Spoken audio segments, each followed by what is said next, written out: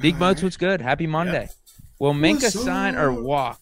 Ah, come on, he's signing. Come on, Also, baby. see Joe Money wanting to play in the MLB. Who's Joe Money? And then also, best pizza Ooh. in the Berg is Pizza House. I don't know Uh-oh. who Joe Money is. Now, I'm assuming Joe You talking Money is about Joe Joe Hayden? Hayden. It got to be Joe Hayden, right? There's Yeah. no way.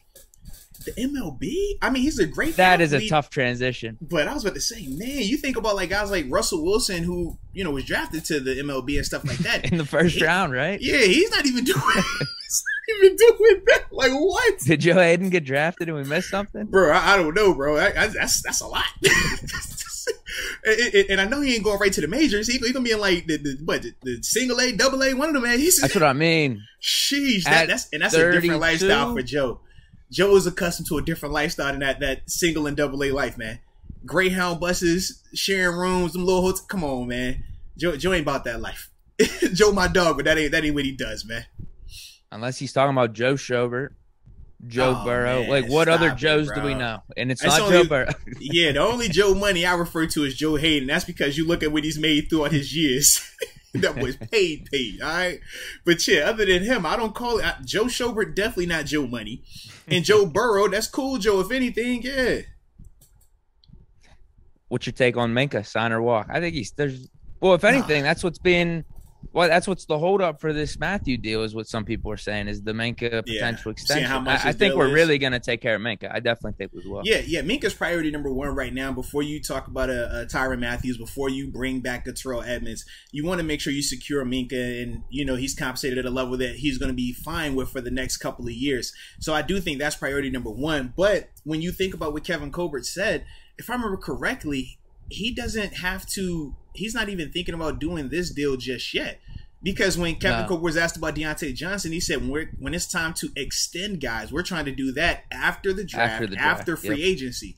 So, once again, with this, could it have an effect on Tyrann Mathieu and that element of the signing? Sure, but this isn't something that's at the forefront of their mind right now, just based on what Kevin Colbert said. That should be taking place more close to the draft. I mean, after the draft, excuse me.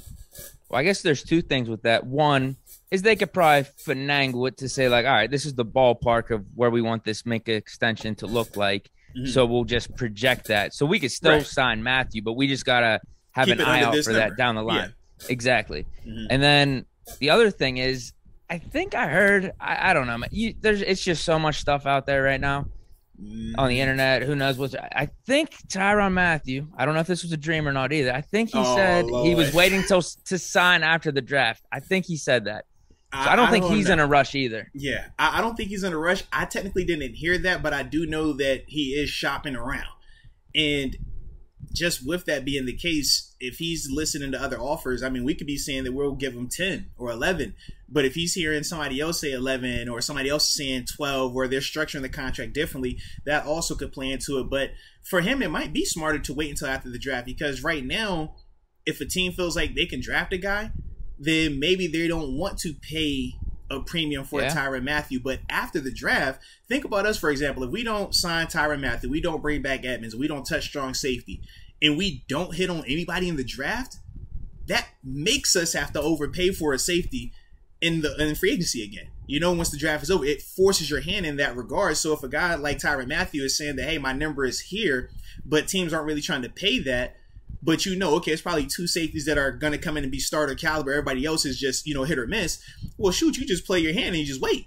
Because as soon as that's done and those two guys are picked up, man, I'm going to have to be paid because these teams don't have any other option. So that could also be working in his favor as well and also playing into why he hasn't signed anywhere just yet.